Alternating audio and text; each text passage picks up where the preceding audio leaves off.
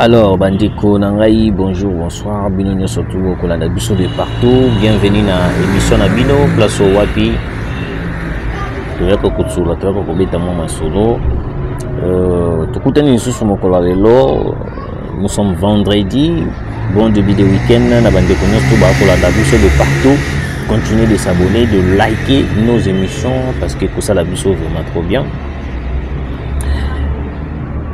Ils ont une nouvelle moko, ils ont circulé. Peut-être certains Congolais vont comprendre pourquoi je parle toujours de Bunagana. Pourquoi je parle toujours de Bunagana. Boyebi, problème c'est que les comme la mucho, bah message est bimaramo un peu trop. Alors quand il y a des messages qui sortent de partout, ou même sous banganzambe ba ko yebi sa yo ke to moni loko boyemabe, to moni loko boyemabe. Ndekonanga étant donné aux hommes moto comprendre makambo, il faut au fou kamana no bandi ko sambela, il faut au bando ko ba disposition ngeni na ko arrêter hémorragie ba message wana ya mabe. Je vais parler. Le deuxième sujet, je vais parler à propos ya Presse Penge. Bien nous tout Presse Penge accueilli pour une nouvelle campagne contre la révision de la Constitution à coquine de Suisse, Belgique, France et tout, etc. Alors, tout d'abord, je salue la personne qui maman Poli Lumumba depuis quelque part. Et puis, dans l'indignon, surtout, il y a RDC Monde. Continuez de s'abonner, de partager, de liker nos émissions et que ça la bise vraiment trop bien. Alors, chers abonnés, pourquoi je parle toujours de Bunagana? Bunagana, ces derniers temps, les nouvelles de Bunagana ne sont pas bonnes. Peut-être que nous garder Kamaramba Bunagana, nous allons le Kamaramba Bunagana, parce qu'il y a certains Congolais, ils ont monotonie. Deux, tu es en train de mentir. Ngana beta c'était mingi na makambo Italie est de la République, surtout côté makambo Italie Ouganda. Beaucoup de Congolais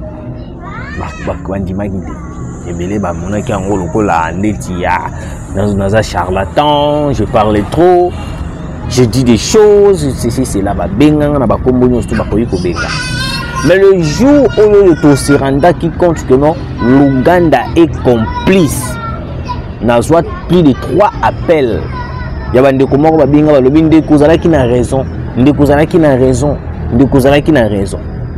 Aujourd'hui, encore une fois de plus, je viens dans message, je reviens dans message de Makamwetali Bunagana. Le message qui circule, Bunagana est le sous bien tiré. Bunagana est comme trop malade. Monsieur le président de la République, je ne sais pas si vous regardez la situation de Bunagana. Parce que moi, je vous dis la vérité. Il y a des choses qui se passent, qui ont commencé à se passer. Peut-être même sous Boza au courant. Laissez-moi vous dire.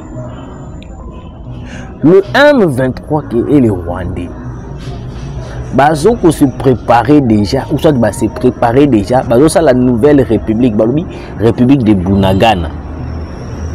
Je ne sais pas si vous êtes au courant ou soit vous n'êtes pas au courant. Mais si vous n'êtes pas au courant, moi je vous le dis, monsieur le président de la République, Bunagana, dans les jours à venir, Egoko Mamboka Moussousou. Déjà, on a planifié un plan, Babimisi na ba monnaie, na ba mbongo Moussousou ya Bunagana. Balobi qui na minute on est aboué, ça est déjà stratégie, ça est déjà plan qui seront lancés d'ici peu de temps.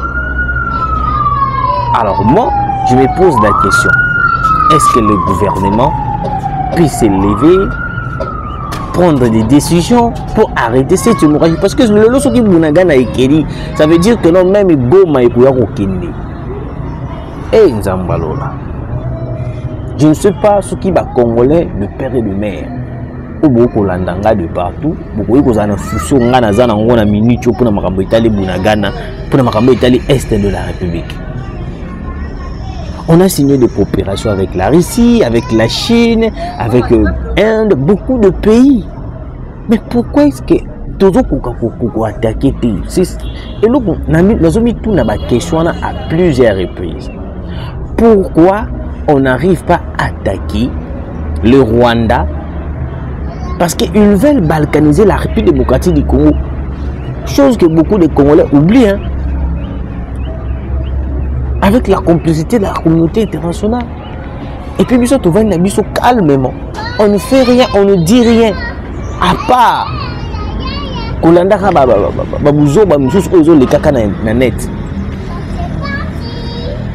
Soki Bunagana ça veut dire que non, le Congo est faible. Ça veut dire que non, Tshisekedi est faible. Ça veut dire que non, tous les militaires congolais sont de faibles. Alors, on ne peut pas laisser la chance à Paul Kagame de dire que non, le Congo, soit que les Congolais sont de faibles, sont de faiblards. Les Congolais sont des mouchards. Est-ce que vous comprenez un peu la gravité de cette chose où on a éviter? C'est pour cela chaque jour,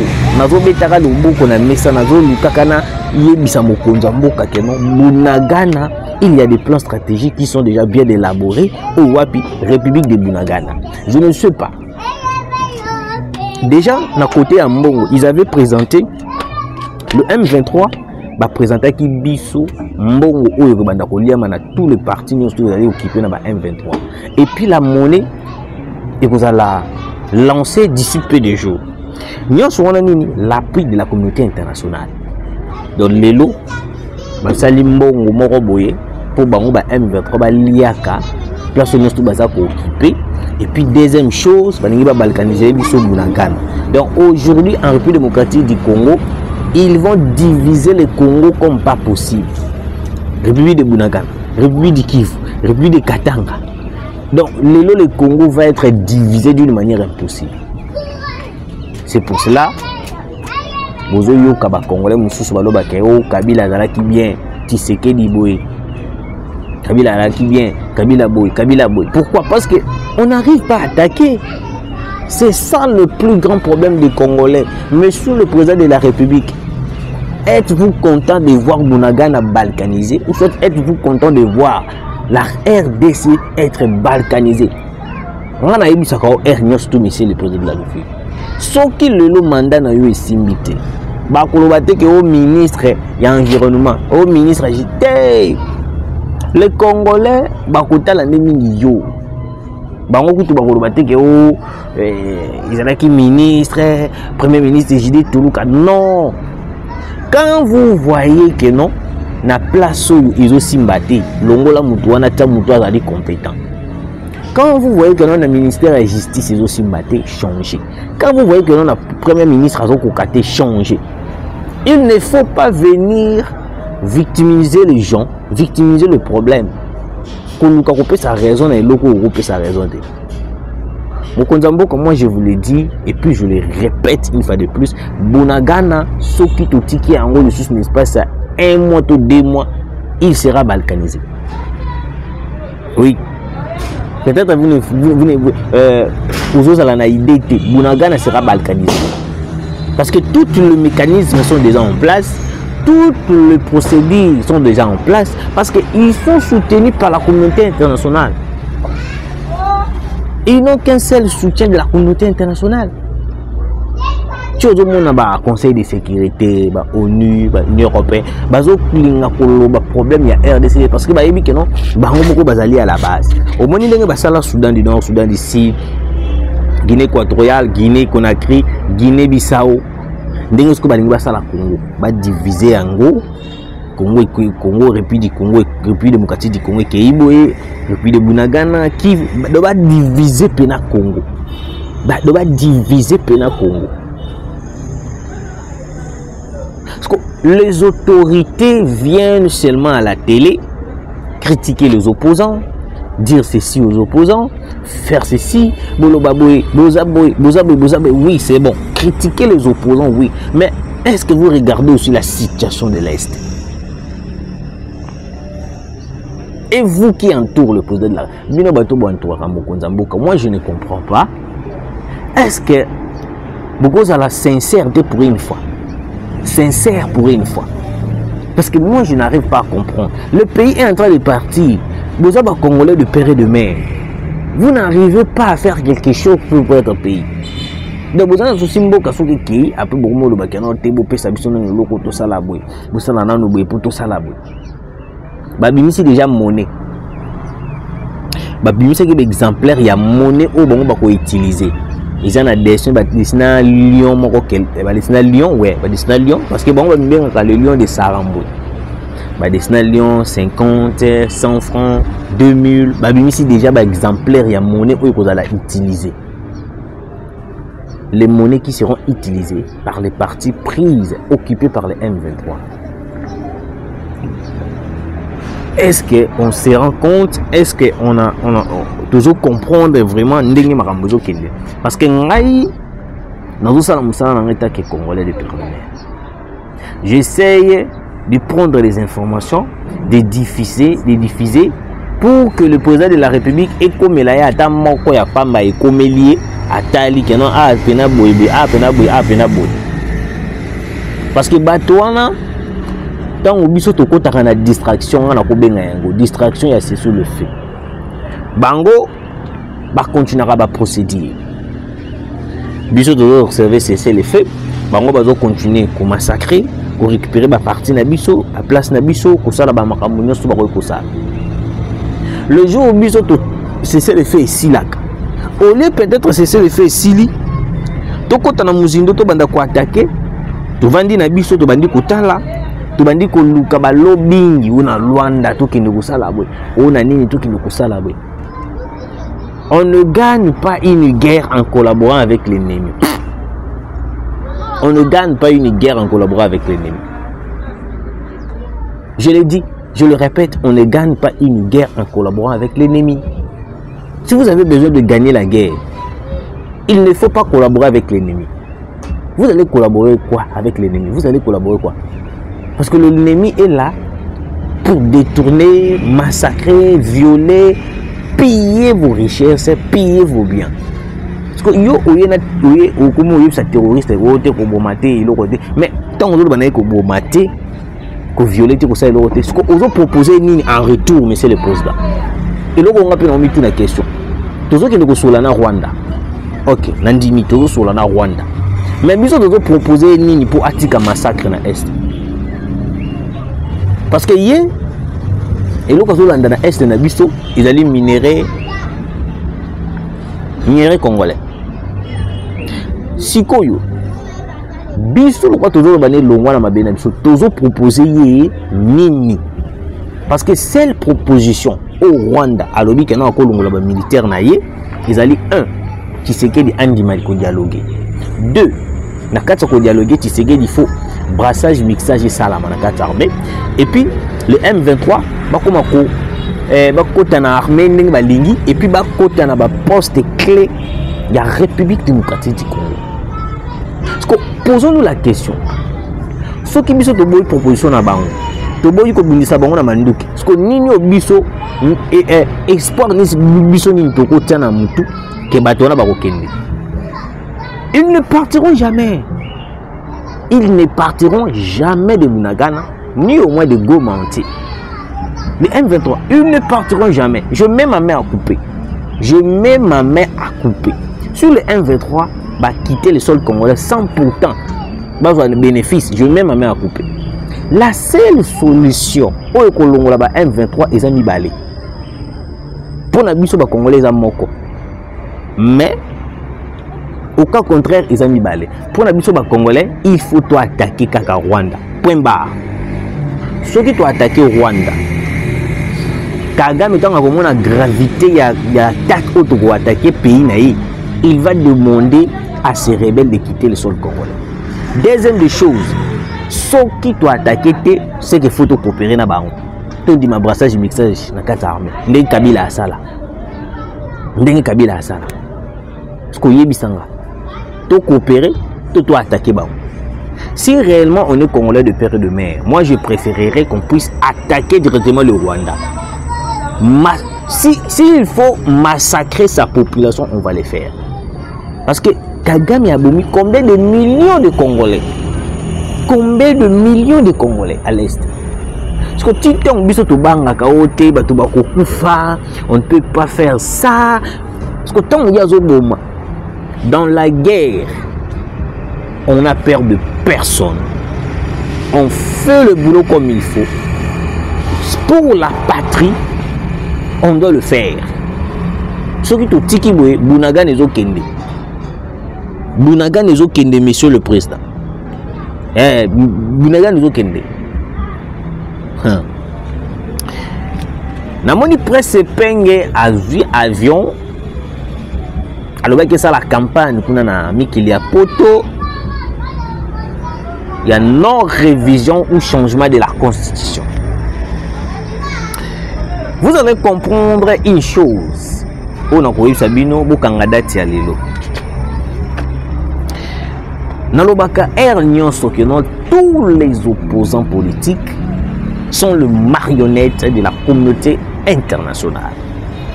Pourquoi je le dis et puis je le répète? Pour comprendre que nous sommes des marionnettes de la communauté internationale. 1. Leur planning, leur campagne, ils bandara tout d'abord dans la communauté internationale.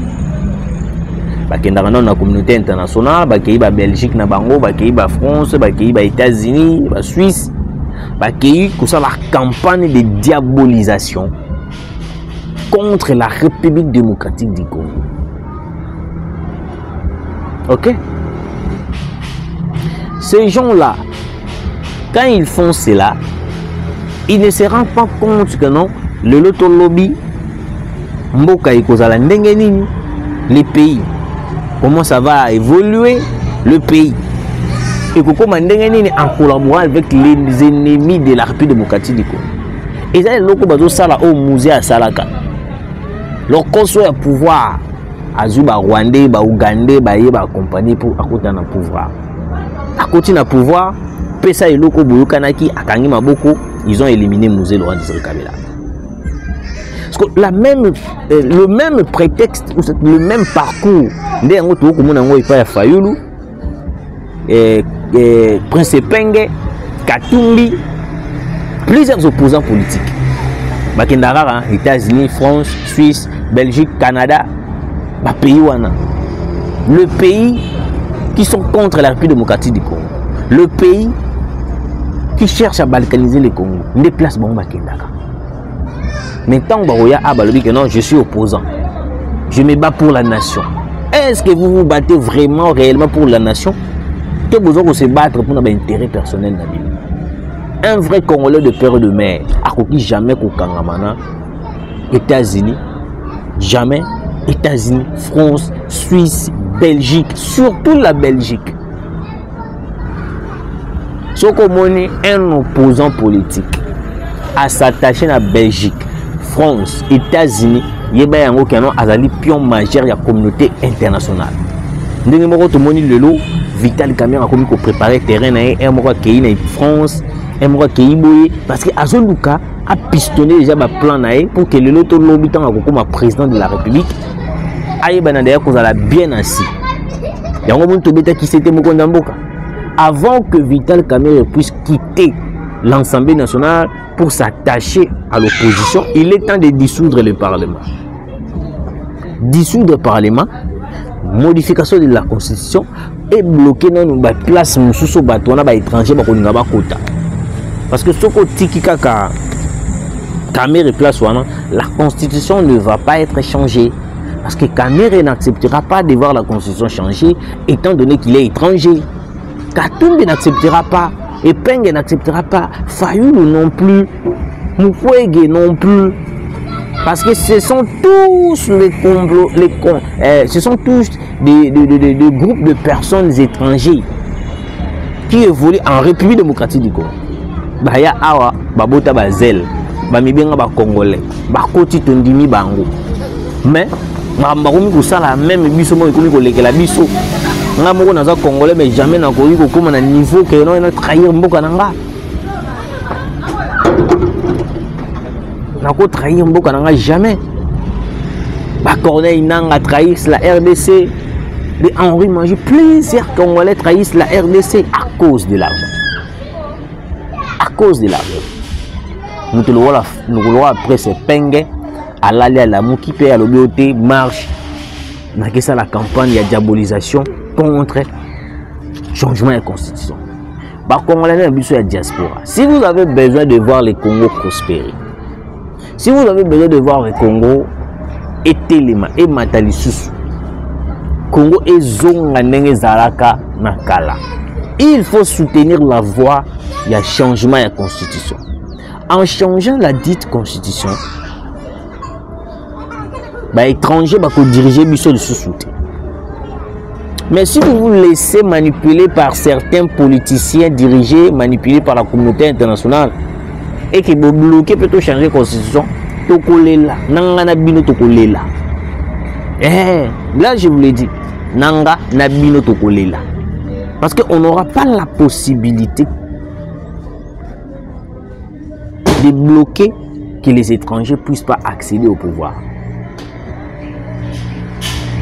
Naza sûr, vous comprendre, naza sûr que vous yokinga. Mokonzamboka, to sengyo pardon. Bete la biso Rwanda parce que Bunagan est déjà ekende. Ba sali déjà ba monnaie. Et puis deuxième des choses, nous voulons le changement de la constitution. Merci Nao Bolandi Biso, vous avez tellement nombreux, continuez à nous suivre, partager, liker, que ça la biso vraiment trop bien. Nzambe apambola bino, tokutani mbala simba.